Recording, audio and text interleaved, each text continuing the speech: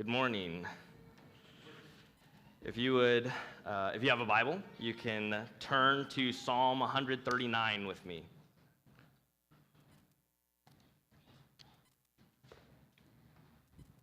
I know we already read from this psalm this morning, and I questioned, well, should we read it again?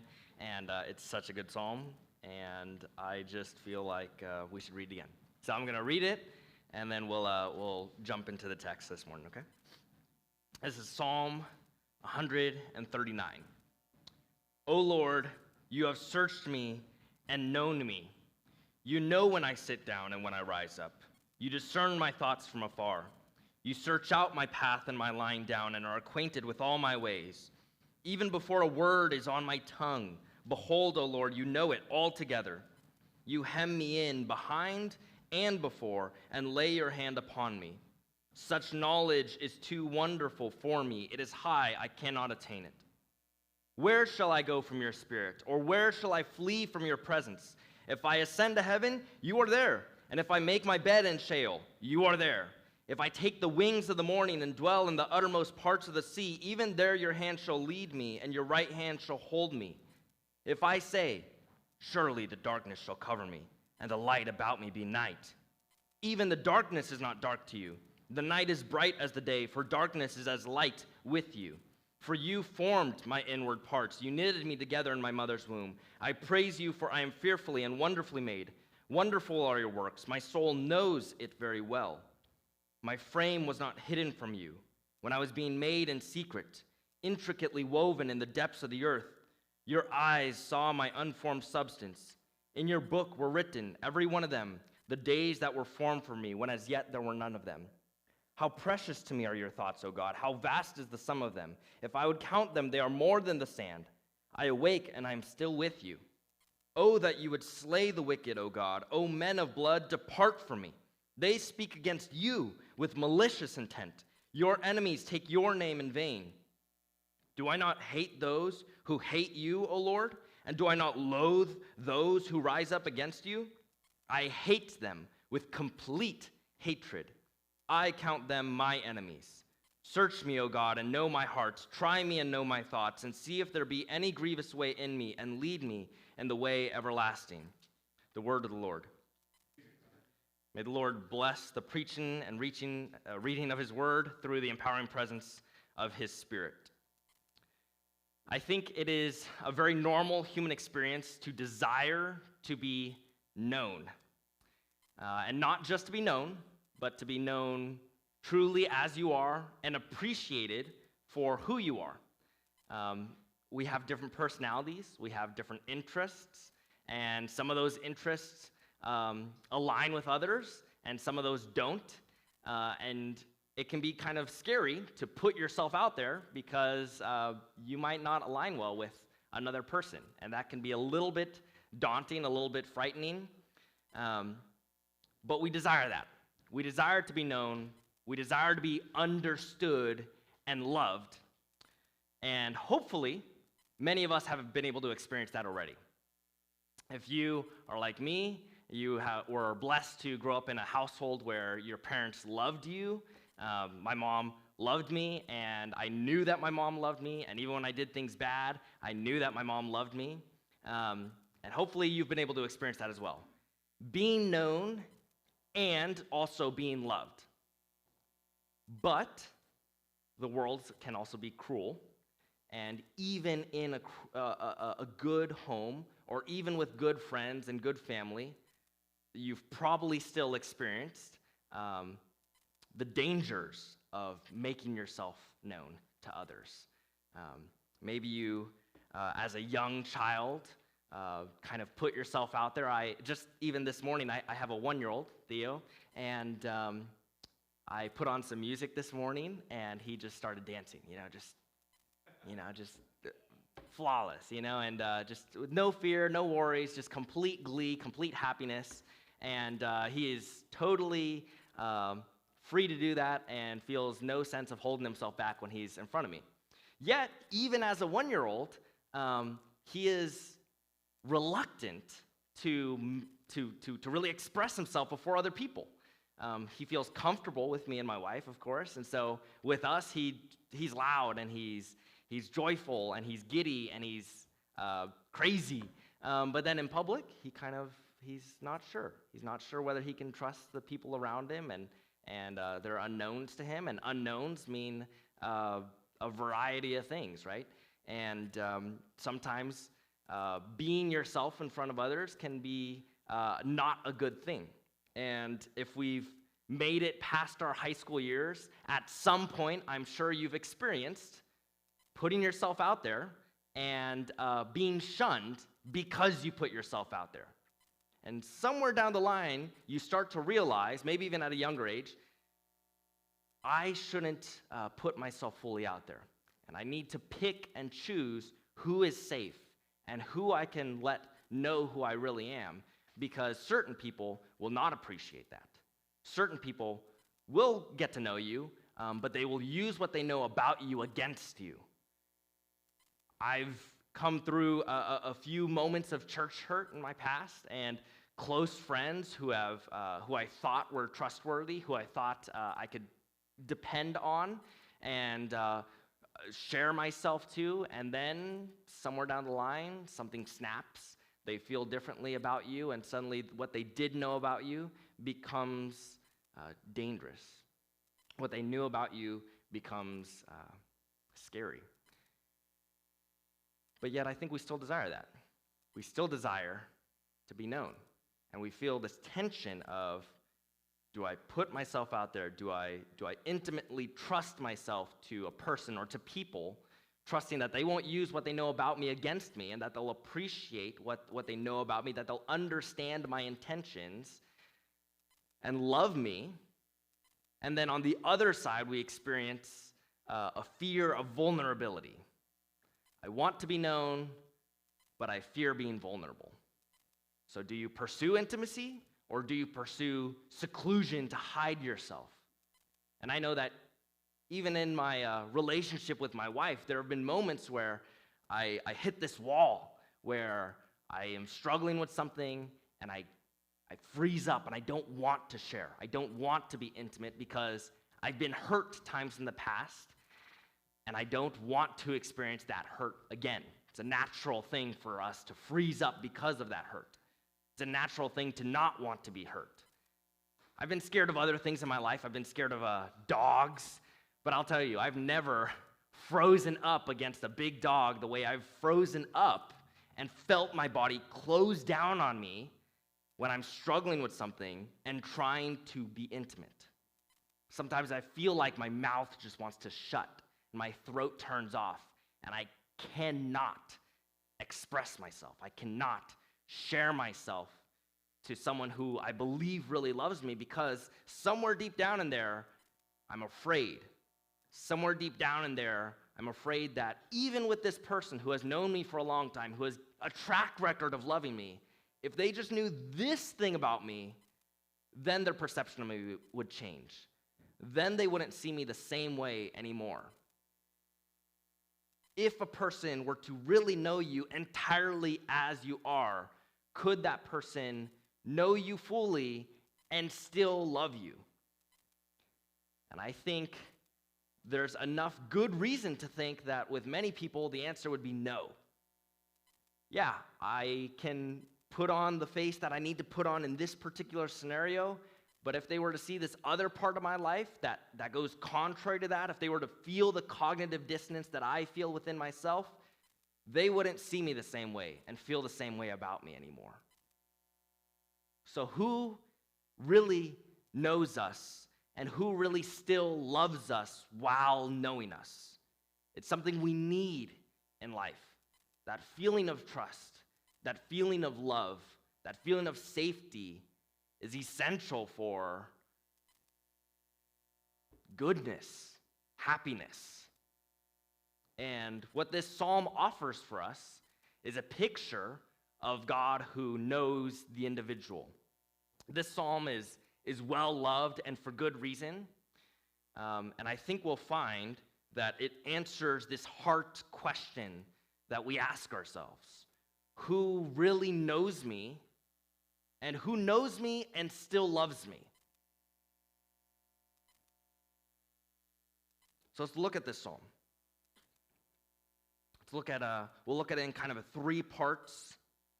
Our first part will kind of examine how the Lord knows the psalmist, how the Lord searches out the psalmist so as to know him more. And then lastly, we'll see how the psalmist trusts himself to the Lord who knows him. Let's look at this first part in the first 6 verses. It begins with this thesis statement that kind of summarizes the feeling of the psalm. And you'll notice that this psalm, probably more than any other passage in Scripture, kind of displays God at an individual relational level with his people. Many of the psalms and many of the scriptures kind of display God's love for his people broadly, but this psalm in particular is written in an individualistic manner, in which the relationship that the psalmist has with God is not just the people of God and God, but it's actually the individual and God. And I think we need to understand that it's a both and, that God loves us corporately, but God also loves each and every one of us individually and knows us intricately. O Lord, you have searched me and known me. You know when I sit and when I rise, right? These opposites. You discern my thoughts even from far away.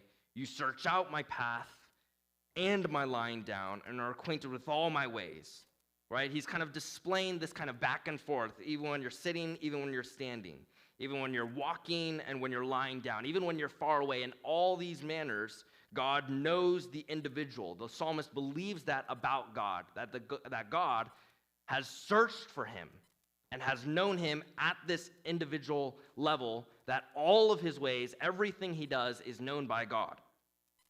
Even before a word is on my tongue, you know it, right? You hem me in, you keep me close, from behind me and from in front of me, and you lay your hand upon me. And then he kind of gives this little praise rant, and we'll find this throughout our psalm today, that he kind of pauses and takes a moment to just appreciate this about God. God's deep knowledge for the psalmist is something that the psalmist can praise God for. Such knowledge is too wonderful for me. It is high, and I cannot attain it. And you'll notice that this word, know, is really central to what we have here. He's known, he's discerned, he's searched out, he's acquainted with. And for the psalmist, that knowledge about God's knowledge of him is wonderful, right? So the God knows the individual, and for the psalmist here, that knowledge that God has of him is something to be thought of as a good thing, something to be thought of as a wonderful thing. But as we've expressed in other ways, right, sometimes that idea can be frightening, where for some people, if you were to tell them a common phrase like this, and you might hear this in non-religious circles as well. Someone will be confronted with something that they're doing in life, and they'll go, hey, you know what? Only God can judge me, right? And that is a true thing to an extent. And a frightening thing, or should be a frightening thing, right? Because God's judgment of the individual accounts for everything about the individual. There's a difference between being judged by just your outward appearance, right? Some of us are well-trained in being able to put on the right outward appearances. We can put on the right faces we need to. We can do the right things begrudgingly, but we do the right things. But inwardly, something else might be going on. Inwardly, you might be feeling hatred towards someone. I mean, this is a very common thing. Even just yesterday at work, one of my coworkers was upset at one of my managers and just, yes, okay, just nodded their head and said, yeah. But inwardly, they were like, seething with anger and told me, man, I just hate this person right now, right? And you can have that tension, right? And to say only God can judge me can be a frightening thing, because God doesn't just see the outward appearance. As we think about, like, even the story of David being picked by God, everyone looks at the outward appearance, but God knows the heart, right? And God knows everything, the good and the bad. And if we were to put that on a scale, I think maybe in some seasons of life we'd have more good, but in a lot of seasons of life, we'd probably have a lot of things that we're suppressing, a lot of anger or aggression or bitterness that we're suppressing, and God knows those things, right? So is it a good thing that God knows us completely? Is it a good thing to be really known by an all-knowing God who will one day, we believe, stand before and face his judgment? But our God is not just a judging God. He is a gracious God, right? He carries a balance of his justice and his grace together. Not everyone does. Not everyone does. I've heard it expressed in this way that society is almost like God in this manner, that it is judging everything that you do. Yet, unlike God, society, the people around you, may not have that same level of grace that God has for you as he enacts his justice, right? For others, they just see you and want to judge, but for God, he knows all and will judge you, but also is more gracious and more forgiving than anyone else that you could meet, right? And so the psalmist can say, your knowledge of me, as compared to the knowledge that another person might have of you, your knowledge of me, God, is too wonderful for me. It's a good thing, and yet it can be a little scary, right? Because sometimes we still try to distance ourselves, hide ourselves from God. You might think of the story of Jonah. Jonah actually thinks he can run away from God, right? He says, God is leading me this way. I am going to go away from him and away from the direction he's calling me towards. Jonah's called northeast towards Nineveh, and he runs out west as far as he can get, right? And God, even in the treacherous waters, is there, present with him, and calls him back in. He cannot flee from God's presence. And that's what we find in the second section of our psalm today, that the Lord searches out the psalmist. And as it applies to us, that means the Lord also searches out us. Picking up in verse 7. Where shall I go from your spirit? Where shall I flee from your presence? Right? And they're almost kind of these rhetorical questions that you already know the answer to. Where can I go from you? Nowhere. Where can I flee? Nowhere. If I go up to the highest of highs, the heavens, you're there. If I go to the lowest of lows in Sheol, Sheol is kind of the place where the dead go, whether it's 6 feet deep in the ground or whether it's the bottom of the ocean, that is the lowest of lows. And God is present in the highest of highs in the skies and the heavens, and he is present with his people in the lowest of lows. It doesn't matter where the psalmist runs to, where the psalmist tries to maybe escape from God's all-seeing eye, God will still search him out. And now some people see this section as primarily kind of a statement about God's omnipresence, right? The first section, God's all-knowing, he's omniscient. Now this section, he's omnipresent, he's present everywhere, he is everywhere. But I don't think that's the emphasis of the passage. I think the emphasis is that because God is everywhere, that means he is knowing the psalmist anywhere the psalmist can go to.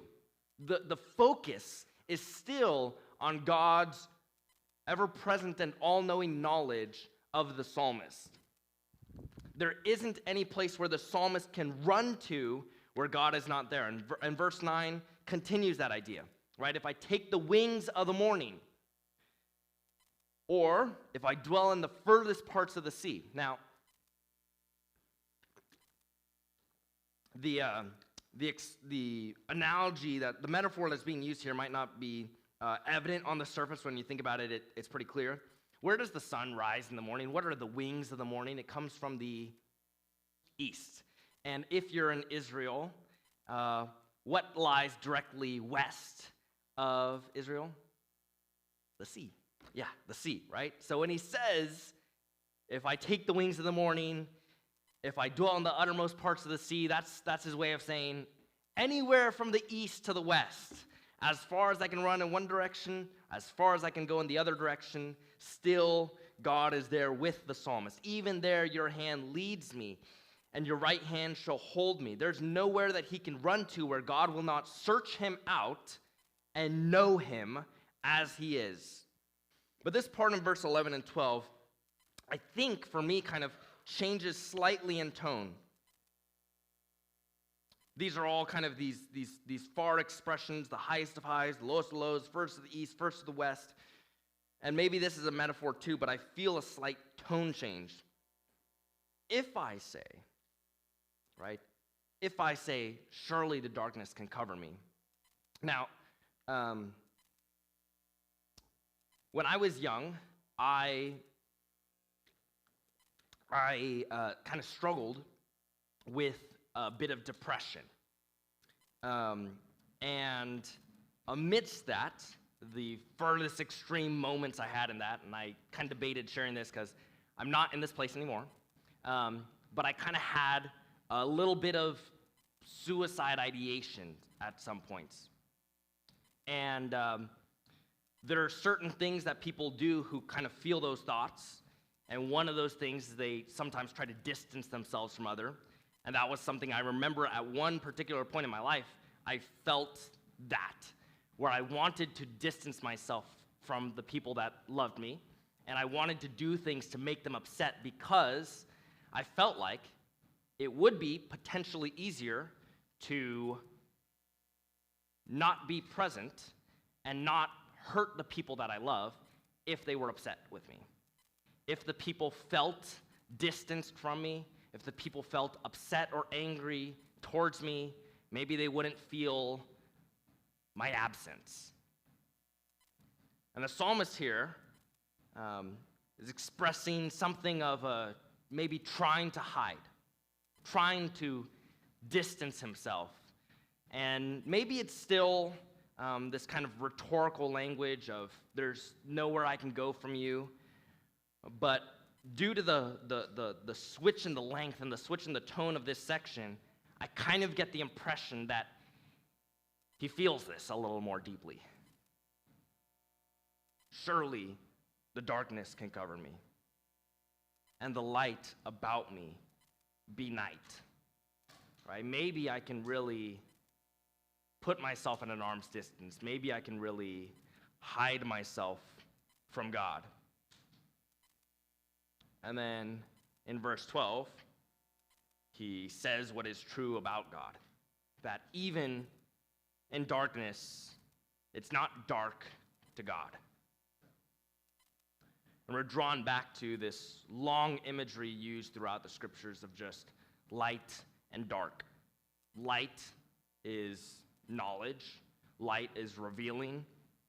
Light exposes. Darkness hides. Darkness is where you want to be if you're doing evil. Darkness is where evil is birthed. And so maybe you try to hide yourself in darkness because you don't want to be seen, you don't want to be known, you want to be hidden. But none of that hides us from God's love and from God's eye. God still, even in darkness, can see.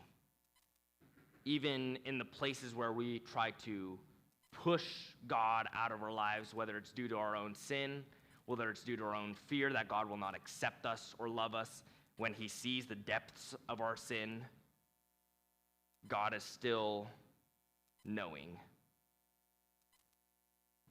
And verse 13 through 16 kind of continues this idea where he says, for, and you'll notice that word for, it's a conjunction, kind of means because, right? And I think it kind of supports this statement we see in verse 12. Even the darkness is not dark to you, ... because I know this about you. Because I know that you are the one who formed me in the darkness of my mother's womb. in the place where I am hidden and in secret from all else, from all people, even there, you were present. You were there in the darkness, and not only were you there, you were crafting me in this place of darkness. It's how God created the world. Out of darkness, God shaped the world. God spoke light over the world. And he does the same for the psalmist in his birth. You formed my inward parts. You knitted me together. This means that God has been there with the psalmist for the entirety of the psalmist's life. That God not only knows the psalmist, but created the psalmist and formed the psalmist to be who he is. So it's not just that God knows you as you are and yet still loves you, but it's actually that God made you as you are and thus knows you as you are and thus loves you as you are, because it is God who made you to be who you are. If you are a louder and obnoxiouser personality, God made you that way. If you are quieter, tamer, shyer, God made you that way. If you are have a tendency to be annoying to your peers, that doesn't matter, because God gave you that person. He made you as you are. And the psalmist again takes a moment to praise God for this about him. I praise you, for I am fearfully and wonderfully made. Wonderful are your works, which in this moment in the text, what are the works of God? You in your mother's womb is God's work, right? Earlier in verse 6, he says, the knowledge I have of your knowledge of me is too wonderful for me. And now he's saying, your works of creating me is too wonderful for me. And again, we see here, just as in verse 6. In verse 6, the psalmist knows God's knowledge, and now here, he again expresses this in verse 14. My soul knows it very well, knows the depths of your knowledge of me through your creation of me. Why? Because my frame was not hidden from you.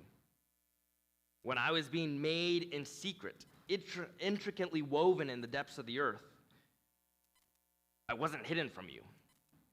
Many of you know this, that we have a 1-year-old, and that Michaela is again pregnant with our second child on the way. And I think from where she's still at physically, even though I think we're 12 weeks along, her body is doing very good at hiding the baby, right? And you wouldn't be able to tell looking at her that she is pregnant yet. And yet, in this place of being hidden, in this place of being held in secret, none of that is hidden from God, because God is, and even notice the choice of words here, right? The expressions aren't, he just created me, he formed me, he knitted me. I was intricately woven, right? It's this expression of an artist creating a masterpiece. I, in the past, have dove into the arts, into writing songs, and I can tell you, when I am trying to write a song, I am contemplating every word I put down, and editing and re-editing, and then kind of trying to come to a finished place. And even when I'm done, sometimes I look at it and I go, that's not a good song. I got to toss that and try again, right? There's a whole process to creating a thing, and that's how the psalmist is expressing God's creation of him. I was intricately woven by you. And even notice this expression, right? In the depths of the earth. Well, you're not being formed underground, you're being formed in your mother's womb. And yet the expression is in the furthest depths of the depths. Your eyes saw my unformed substance. right? Over the course of time, as you are growing in your mother's womb, you begin to grow your limbs. You begin to grow the parts of you that are now you today. But at one point, those didn't exist, and God literally pulled them out of you and let them grow into what they are now, into what you are now, who you are now. Your eyes saw my unformed substance. In your book were written, every one of them, the days that were formed for me, when as yet there were none of them. My wife shared this with me a long, long time ago. My wife did not grow up in the church.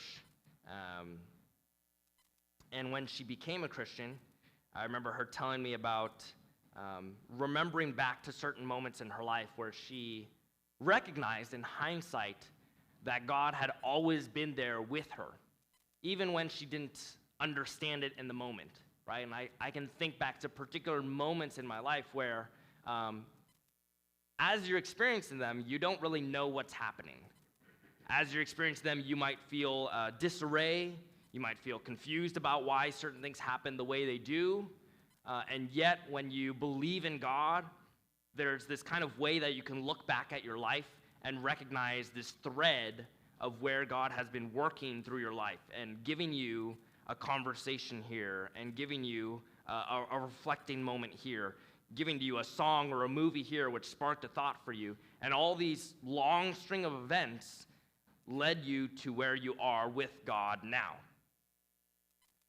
And in those moments, you don't see God, but once you do get to that place where you do see God as He is and being not just real, existing, but actually present in the life of people and present in your individual life, then you start to think about your life very differently. Then getting let go from a job isn't just someone doing this to you, but God is somewhere involved in that process. A person that you trust using your trust against you is no longer just about that person breaking your trust or hurting you. Somewhere in that process, God is still present. God is still counting out the days and laying them all out. In Psalm 90, Moses is the writer of Psalm 90. He says, teach me to number my days. Teach me to understand how you are crafting the start and the end of my life. And that perspective on how God is present in your life changes the way you think about your individual moments. Right now in our Bible study, we're going through the book of Revelation. And we were just studying about we're just at the midpoint in the book where you get to the dragon and the beasts. And something we were seeing last week is that the beasts are commissioned by the dragon to attack the people of God. But we also see that God is still in control. And God allows for these beasts in Revelation to attack His people. God still has a sovereign overlook over everything that happens to His people. In your book were written, every one of them, the days that were formed for me. Before you experience them, God has laid them out. He knows everything that's going to happen to you. He knows everything that you are going to do. And it's that level of knowledge, it's that level of being searched out and known by someone, God, that is deeper than the type of knowledge that anyone else can have for us. It's more intimate and personal and individual than what we could ever experience from anyone else. Sometimes when I'm really in my head a lot and thinking a lot, and sometimes thinking is a good thing for me, sometimes it's a really bad thing for me, but sometimes when I'm really in my head, I can think a whole idea in 3 seconds that will take me 10 minutes to explain. And I just feel like if I were to really share everything about what's going on inside of me to someone else, it would take me a long time. And maybe for that reason, sometimes we don't want to share with others because, like, and I get this feeling all the time, man, if I really unload on this person and let them know what's going on inside of me and in my life, it will be too burdensome for them. My thoughts are too much for me. Can I really handle all of your deepest thoughts inside of my head as well? That's a lot of thoughts, right? And if I were to share everything about me with someone else, I feel like it would just crush that person. Like, there isn't a way that these other person could sustain everything there is about me. And God sustains and knows everything about us individually. Everything we feel, every thought that we have that we understand and don't have to explain because we know the full context of our thoughts and the full context of our lives. He understands all of that about us. And it's the reason why the psalm, why Paul will say in Romans what we read earlier today, right? That sometimes we don't even know what to pray, and the Spirit groans on our behalf with groanings that aren't understandable in words, cannot be expressed in words, because man, sometimes if I were to just break down crying right now, you'd probably think, what is wrong? Let's try to find out what's going on in his life and try to address it, try to help him through that. And I wouldn't feel the desire to share that. But there's a comfort in that. You can break down crying, and God knows why. God knows why. He knows everything about what you're feeling. He knows everything about what you're going through. He knows you're tired. He knows you're hungry. And he knows your pain. He understands us deeply and has searched us out. And that brings us to our last section of the psalm. That the psalmist, at this point, expresses his trust and allegiance to the all-knowing Lord. Verse 17, another praise rant, right? Verse 16, verse 14, verse 6, verse 14, and now again in verse 17. How precious to me are your thoughts, O God. Your thoughts, which, as we've seen in this psalm, are not just thoughts about the world, they're thoughts about me. How precious to me are your thoughts that you have about me, O God. How vast is the sum of them. If I would count them, they are more than the sand. And we have an allusion here to Genesis 22, where you have this expression that God is going to make much of Abraham's descendants, right? They'll be as numerous as the stars in the sky, as numerous as the sand on the beach that cannot be counted.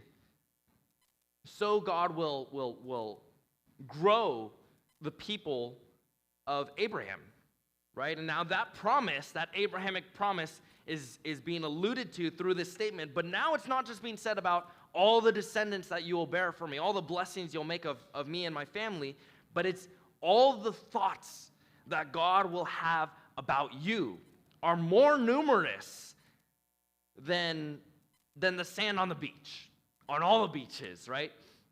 If I would try to count them, they're more than the sand. I can't count all the thoughts that you have about me, oh God. I can do a really good job at thinking a lot about myself. As I'm sure many of us can do, we can kind of see ourselves as the main character in our lives. And how could you not, right? Because you are experiencing everything about you and nothing about anyone else in an interior, subjective manner, right? I know everything about my thoughts. I've thought them. They're mine. I know my feelings. I'm the one who's feeling them. And yet, God has more thoughts about us than we can count. And of all the thoughts I can have, I'll forget most of them. And yet God has so many thoughts for us, so many more than we could ever count. He knows us to the fullest capacity. And while we might feel this tension, this fear of, can anyone know me to that extent and yet still love me? What do we find at the end of verse 18? I awake and I'm still with you. You have not left me when you knew everything about me. right? Even though you have all these thoughts of me, and you understand me more deeply than anyone can understand me, more deeply than I can understand myself, it's not a dream. When I wake up from all this, you're still beside me. I wake up and I'm still with you because you haven't left me. And so, the part of the psalm that everyone wishes was kind of crossed out, right? As I've said already, I'm kind of a music person, and in music-minded peoples who are fanboying over music, we have this term, this acronym, AOTY, AOTY, Album of the Year, right? And every year I got to think through, what are my top 5 albums that came out this year or something, right?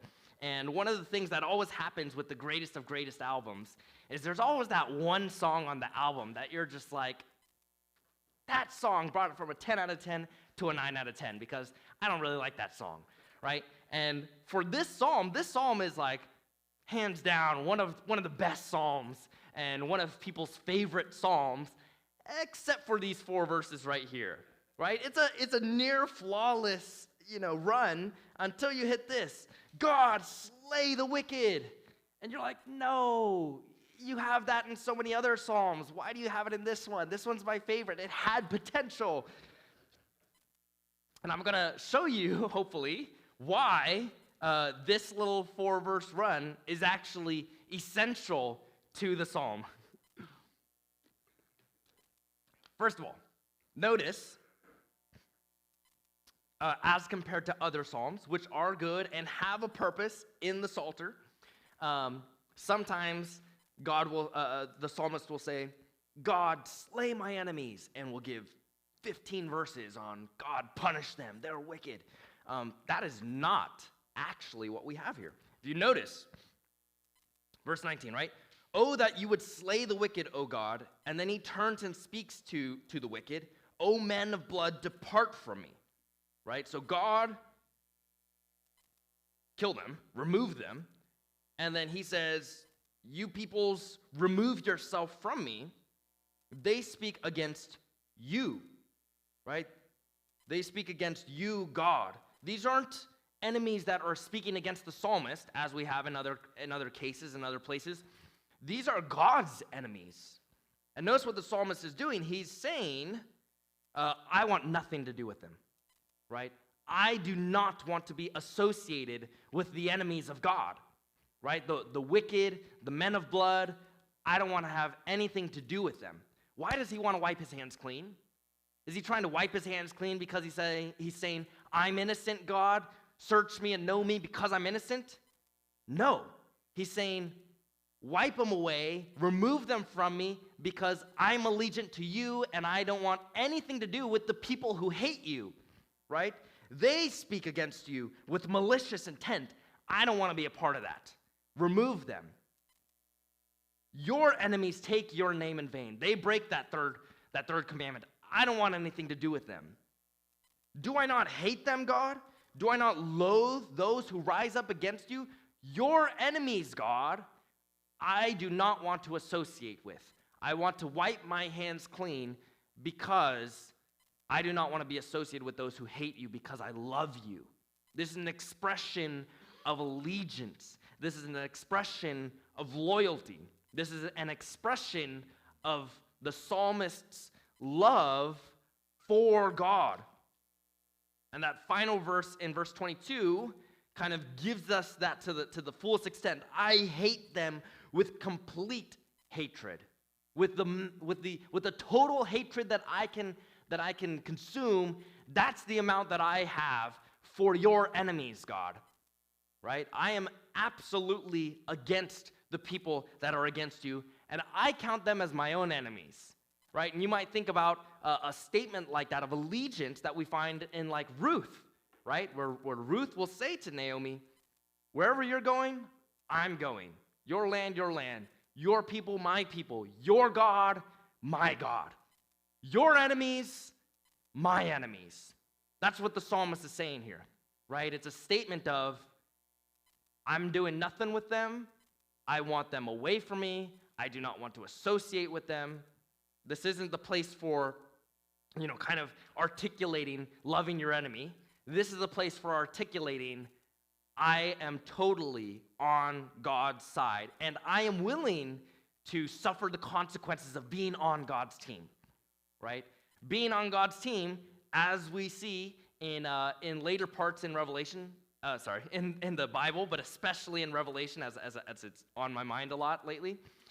In Revelation, God's people are tied, are united with Jesus Christ. And that means as Jesus Christ suffered for righteousness, that means his people will also suffer for righteousness, right? As Christ died, so his people will suffer and die. That's the cost of being tied down and loyal to God, being faithful to God. And that's what the psalmist wants. That's how he wants to live his life. I want to suffer the consequences of being on your team. You have a lot of enemies, let them come at me too, right? Because I'm with you now, right? Hopefully, you have not gotten into many physical fights. I'm sure some people have gotten in more fights in here than others. And the thing about being in fights is sometimes there's multiple people involved. I remember one time I was at a middle school church camp with my youth group, and everyone was going out to the main, kind of chapel session. And a friend of mine that I had been getting close to that week, we were in the restrooms, and these two other people from our youth group were also in the restrooms, guys, of course. And they were not buddy-buddy with my friend. And I remember they were in the restrooms. Keep in mind, everyone has deserted that area because they were all going to the main chapel session, and we were nowhere near that. We were in the apartments, kind of dorms off to, far away from the campus where the chapel was being held. So at that point, I was like, there's probably no one else in this building right now. And these two guys came in, and they want to fight my friend, and I can't let him just get beat up in front of me, and I'm not going to run away. So if this is what we're going to do, I guess this is what we're going to do. And I was pretty terrified. I was a pretty small middle schooler. I don't know, maybe 5'1", 5'2", something. I can't remember. I was shorter and thinner, and I wouldn't say scrawny, but I wasn't big at all. And these two other guys were older than me and bigger than me. And I remember just thinking, that's what I thought. Just, okay. And luckily, they started shouting, these guys, and they started, getting in each other's face and breathing hard. And I'm like, it's about to go down. But because they were shouting so loud, guess who was actually still in the dorms and heard us? Our youth pastor, thank God. And he runs into the bathroom and splits us up, and the rest of the week was a little weird. But in that moment, I decided, your enemies, my enemies. I don't really want anything to do with these guys, but I am tied down to you, my friend. And if being tied down to you in this moment means this, then that's what it means. And I did not get in a fight, Mom. No worries. That's what the psalmist is expressing here. Allegiance to God, commitment to God, trust in God. And why would he not, right? Because if I were to make myself known to people, really as I am, there's a fair share of them who, if they weren't my enemies before, they would become my enemies because of what they know about me. But this God, this Lord, knows me totally and has befriended me, invited me to his family, invited me to his table. Yeah, I'll take his side. Yeah, I will face off anyone else I have to face off because I'm tied down to this one, because he really does know me and he really still does love me. And so we end with these last two verses, and these two verses kind of repeat some of the idea that we found at the start. Verse 23, search me, O God, and know my heart. And how did the psalm start? It started by saying, O Lord, you have searched me and known me. And where earlier he explained the depths of God's knowledge of him, now he's saying, I want you to. I'm inviting you to search me. Anywhere I might run to, I want you to follow me. Anything that could be known about me, I want you to know about me. I want you to know my heart in all of its mess-ups, in all of its wickedness, in all of its attempts to try to be good. I want you to know all of it about me, right? It's not a statement about God doesn't know these things. No, we've already stated and made clear that God does know the psalmist to this extent, but now the psalmist gladly welcomes it and invites the Lord to know him in this way. The psalmist trusts in God and invites God in because he has recognized the depths of God's goodness and the depths of God's love for him. And I think that's what should happen for a person who is confronted by the goodness of God, by the faithfulness of a loving God, is this God does not abandon me when I do a lot bad. This God does not abandon me when I try to run away from him. He actually seeks me out. And when you think of this in comparison to the love that we try to replace it with, the love that we try to find in people, the love that we try to find from people who don't even know us, that we want people's approval who know nothing about us, it's ridiculous. This God knows everything about us individually, loves us, is with us, is tied down to us, and will not leave us. So, search me, God, know my heart, try me, and know my thoughts. See if there be any grievous way in me. If there's anything about me that grieves you, that grieves the Holy Spirit within me, I want you to reveal that to me and lead me in the way everlasting, right? I'm not afraid to show you my wickedness now. I'm not afraid to show you my sins. I'm not afraid to show you my mistakes. In fact, I'm inviting you, Lord, to seek that out in me. See all of my mistakes. That's why we confess as we do earlier in the service, right? That's why we make attempts consistently to put ourselves before God and say, here I am, God, right? Because as we extend our arms out to God with open hands and say, this is who I am, he extends himself to us and says, here I am for you, right? God is reaching out towards us so we can reach out to him and say, this is who I am. These are all the bad things about me. I am willing to show them to you, even though I couldn't hide it from you if I wanted to, but I want you to know them about me. I am giving them over to you because I want you to see me and I want you to change me.